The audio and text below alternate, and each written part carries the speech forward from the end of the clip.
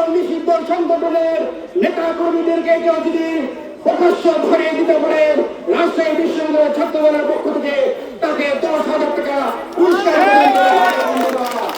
বাংলাদেশে মিছিল করা, বাংলাদেশে রাজনীতি করার সুযোগ দেওয়া হবে না বন্ধুরা।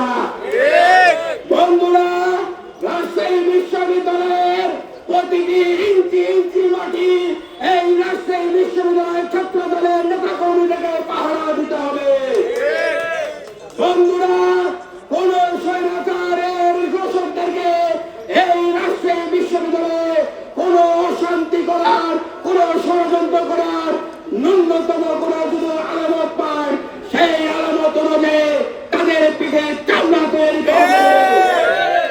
আমরা বিশ্ববিদ্যালয়ে পরিবারে এবং অনলাইন প্ল্যাটফর্মে দেখি কিছু সুশীল শিক্ষকরা, কিছু শিশু এই রাজশাহী বিশ্ববিদ্যালয়ের কিছু জনগণ আছে যারা এই ফ্যাসিস্ট আওয়ামী লীগের পক্ষে বিভিন্ন সময় ষড়যন্ত্র করে।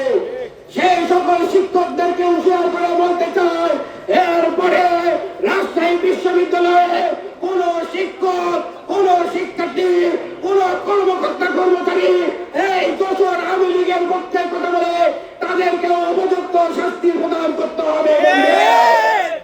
বাংলাদেশের 2009 সন্ত্রাস আইন বিরোধে সুস্পষ্টভাবে উল্লেখ করা আছে, যারা নিষিদ্ধ সংগঠন এদেরকে অর্থ প্রদান করে, এদেরকে আশ্রয় প্রদান করে, এদের পক্ষে কথা বলে তাদের বাংলাদেশে প্রচলিত আইনের শাস্তি হল যাবজ্জীবন। সেই যাবজ্জীবন নিশ্চিত করার জন্য বাংলাদেশ সরকারকে আমরা রাজশাহী বিশ্ববিদ্যালয়ের ছাত্রদলের পক্ষ থেকে বিনীত আহ্বান জানাচ্ছি।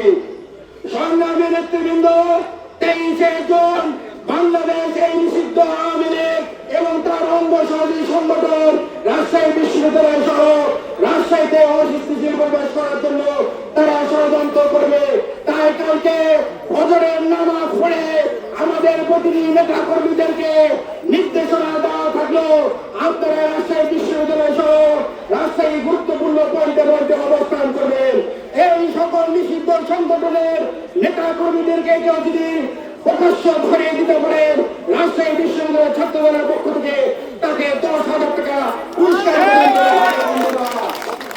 বন্ধুরা, বাংলাদেশ আওয়ামী লীগ বাংলাদেশ থেকে 30 লক্ষ কোটি টাকা লুটপাট করে পালিয়ে গেছে। বন্ধুরা, তাদের এমপি মন্ত্রীরা সন্ত্রাসী ছিল, তারা মাফিয়া ছিল, তারা বাংলাদেশের জনগণকে প্রতিনিধিত্ব করে না। সেই সকল সন্ত্রাসীদেরকে মোকাবেলা করার জন্য আর কোন ধৈর্য নয়, এখন থেকে প্রতিবাদ করতে হবে। রাজশাহী বিশ্ববিদ্যালয়ে কোন নিষিদ্ধ সংগঠনের নেতা কর্মীরা